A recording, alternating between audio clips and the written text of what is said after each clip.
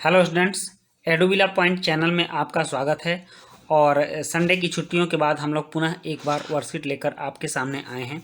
और आज की वर्कशीट है वर्कशीट नंबर 7 और ये सामाजिक विज्ञान राजनीतिक विज्ञान की वर्कशीट है, जिसमें हम लोग कक्षा 7 की समानता चैप्टर को पढ़ेंगे। तो इस चैप्टर को पढ़ने से पहले मैं आपको एक सूचना देता हूं कि मेरे चैनल पर जो एकेडमिक वीडियो डाले हुए हैं प्लेलिस्ट में, उसमें क्लास 7 का समानता चैप्टर बहुत ही अच्छे ढंग से पढ़ा कर डाला गया है। आप वहां से भी पूरे चैप्टर को देख सकते हैं। तो चलिए इस वीडियो को शुरू करते हैं, इस वर्कशीट को शुरू करते हैं। आप लाइक, सब्सक्राइब और कमेंट करना मत भूलिएगा, इसको ज़रूर कीजिएगा। यहाँ कह रहा है बच्चों कि इस तरह की तस्वीर देखते ही आपके मन में सबसे पहले क्या विचार आता है। तो पहले हम तस्वीर देख लेते हैं। यहाँ आप देख लीजिए, यहाँ ईवीएम की तस्वीर है। ईवीएम में ये वीवीपैट कहलाता है, जिसको कि हम लोग voter verifier paper audit trial बोलते हैं। तो ये वीवीपैट हो गया और ये बैलेट यूनिट हो गया, जिसमें बटन दबाकर वोट दिया जाता है। और ये कंट्रोल यूनिट हो गया, ये दोनों चीज़ों को कंट्रोल करता है। तो ये ईवीएम का पूरा सेट हो गया, इलेक्ट्रॉनिक वोटिंग मशीन का ये पूरा सेट हो गया। और यहाँ जो तस्वीर दी गई है, यह भारतीय निर्वाचन आयोग द्वारा किसी व्यक्ति को जारी पहचान पत्र दिया गया है, जिसको कि दिखा करके वह वोट दे सकता है। और यह भारत के सभी वयस्कों को जो 18 साल से या 18 साल से ऊपर के हो जाते हैं, उनको भारतीय निर्वाचन आयोग द्वारा प्रदान किया जाता है। और यहाँ कुछ औरतों के फोटो दिखाए जा रहे हैं, जिनमें कि वो लोग वोटिंग के लाइन में लगी हुई हैं, वोट देने के लिए लाइन में खड़ी हैं और अपने अपने पहचान पत्र को सामने रखकर फोटो खिंचा रही हैं कि मैं अपने पहचान पत्र के साथ, मतलब वयस्क होने का प्रमाण लेकर और इस देश की नागरिकता का प्रमाण लेकर के वोटर की लाइन में खड़ी हूँ, वोट देने जा रही हूँ। उसके बाद ये जो चौथी तस्वीर है, ये वोट देने के बाद जो उंगली पर स्याही लगाई जाती है कि उन्होंने वोट दे दिया, उसको दिखाते हुए ये कह रही हैं कि मैंने अपने लोकतंत्र में अपना हिस्सेदारी निभाया, मैंने अपना वोट दिया। तो इस तरह से यहाँ देखने को मिल रहा है कि समाज के सभी लोग एक साथ वोट देने आ रहे हैं। यहाँ कहीं भी किसी भी तरह का भेदभाव नहीं है, क्या बड़ा क्या छोटा, क्या गोरा क्या काला, क्या हिंदू क्या मुसलमान, क्या ऊंची जात क्या नीची जात, कोई भेद नहीं होता है। सारे लोग जो इस लोकतंत्र के कार्य को करते हैं, एक लाइन में लगकर एक समान होकर अपनी बारी का इंतजार करते हैं और फिर जाकर वोट देते हैं। तो चलिए इस पर आधारित हम इस वर्कशीट को करते हैं। कह रहा है, भारत जैसे एक लोकतांत्रिक देश में, लोकतांत्रिक का मतलब होता है जहां लोगों का तंत्र चलता है, लोगों का शासन चलता है। तो यहाँ लोगों का शासन चलता है, तो उस देश में सब वयस्कों को मत देने का अधिकार है। वयस्कों को मतलब जो 18 साल से ऊपर हो गए हैं, 18 प्लस हो गए हैं, चाहे उनका धर्म कोई भी हो, शिक्षा का स्तर या जाति कुछ भी हो, वे गरीब हों या अमीर, इसे सार्वभौमिक वयस्क मताधिकार 18 वर्ष या उससे अधिक कहा जाता है। मतलब सार्वभौमिक, सभी लोग जो वयस्क हैं उनको मत देने का अधिकार दिया गया है, इसी को सार्वभौमिक वयस्क मताधिकार कहा जाता है।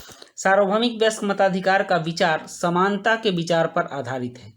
सार्वभौमिक वयस्क मताधिकार मतलब सबको वयस्क होने के बाद वोट देने का अधिकार दिया जाए, तो यह समानता के विचार पर आधारित है, क्योंकि सबको दिया जाए तो सबको में सारे आ जाते हैं, अमीर गरीब, हिंदू मुस्लिम, स्त्री पुरुष सब आ जाते हैं। तो ये समानता के विचार पर आधारित है, क्योंकि यह घोषित करता है कि देश का हर वयस्क स्त्री या पुरुष, चाहे उसका आर्थिक स्तर पर या जातीय स्तर पर कुछ भी क्यों न हो, एक वोट का हकदार है। तो यहाँ हमारे संविधान ने सभी लोगों को समान अधिकार दिया है कि हमारे देश का कोई भी स्त्री हो या पुरुष हो, जब वो 18 वर्ष या इससे ऊपर का हो जाता है तो उसको एक वोट देने का अधिकार मिलता है।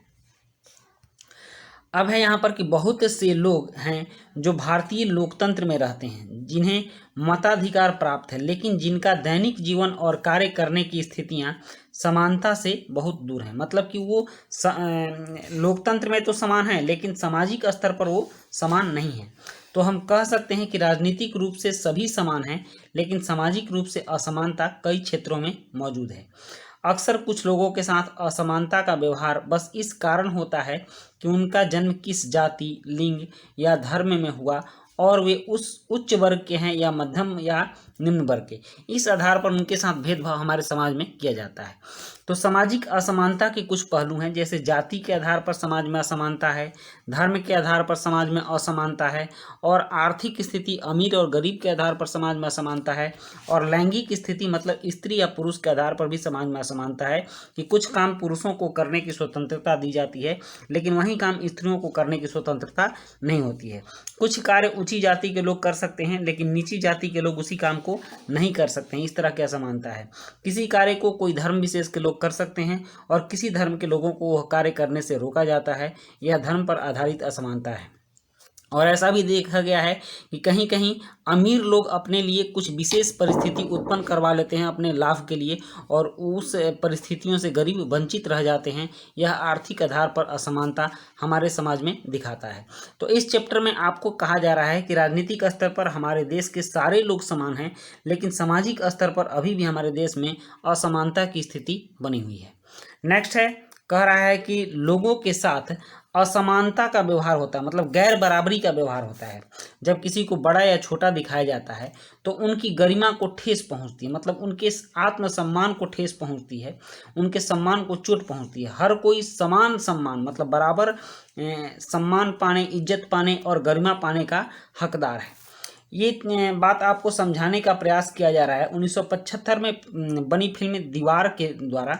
और यहाँ दीवार का एक दृश्य है जिसमें कि जूता पॉलिश करने वाला एक लड़का उसके काम की फेंक कर दिए गए पैसे को उठाने से इनकार कर देता। आपने देखा होगा कि यह लड़का अमिताभ बच्चन के रूप में था, अमिताभ बच्चन के बचपन का सीन इसमें था। और जब ये बूट पॉलिश करने बैठता है तो एक बड़े साहब आते हैं, बूट पॉलिश करवाते हैं और पैसा इसके सामने फेंक देते हैं। तो ये कहता है, ओए साहब, मैं फेंका हुआ पैसा नहीं उठाता। इसका मतलब ये है कि वह मानता है कि उसके काम की भी गरिमा है, मतलब वो जो काम किया उसको सम्मान के साथ पैसा मिलना चाहिए और उसे उसका भुगतान आदर के साथ किया जाना चाहिए। तो यहाँ इसके गरिमा की बात हो रही है कि व्यक्ति बड़ा हो या छोटा हो, उसके उसके सम्मान का और उसके गरिमा का ख्याल हमारे देश में सबको रखना चाहिए। अब हम समझते हैं कि वयस्क किसे कहते हैं, समानता किसे कहते हैं, गरिमा किसे कहते हैं, लोकतंत्र किसे कहते हैं। क्योंकि आपके वर्कशीट में कुछ नीले रंग की हाईलाइटेड शब्द दिए गए हैं, यहाँ देख लीजिए। तो इन शब्दों को हम अच्छे ढंग से विवेचना करते हैं कि ये शब्द क्या है। वयस्क से मतलब 18 वर्ष या उससे अधिक आयु का व्यक्ति हमारे समाज में वयस्क माना जाता है, हमारे राजनीति में वयस्क माना जाता है। समानता का मतलब यह होता है कि बराबर होने की अवस्था, मतलब कि जब हर तरह से वो एक दूसरे के बराबर होगा तो उसको हम लोग समानता कहते हैं। विशेष स्थिति, अधिकार या अवसरों में भी सबको बराबर हक मिले तो उसको हम समानता कहते हैं। गरिमा का तात्पर्य है अपने आप को और दूसरे व्यक्तियों को सम्मान योग्य समझने से, इसको गरिमा बोलते हैं। और लोकतंत्र, लोकतंत्र का मतलब होता है एक सरकार जिसमें लोगों में सर्वोच्च शक्ति निहित होती है, जहाँ लोगों में मतलब जनता में ही सर्वोच्च शक्ति निहित होती है, जहाँ का शासन जनता ही अपने प्रतिनिधियों के माध्यम से चलाती है, उसी को लोकतंत्र कहते हैं।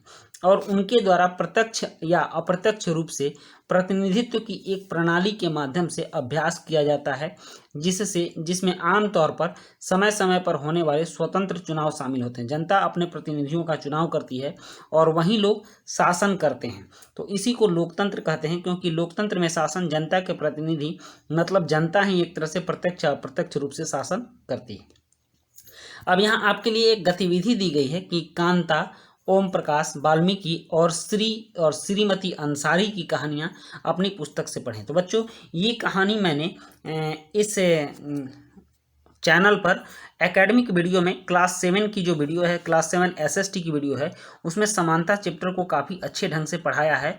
आप प्लेलिस्ट में जा कर के और क्लास 7 के समानता चैप्टर को देखिएगा, आपको ये कहानी बिल्कुल समझ में आ जाएगी कि ओम कांता की कहानी क्या है, ओम प्रकाश की कहानी क्या है, श्री और श्रीमती अंसारी की कहानी क्या है।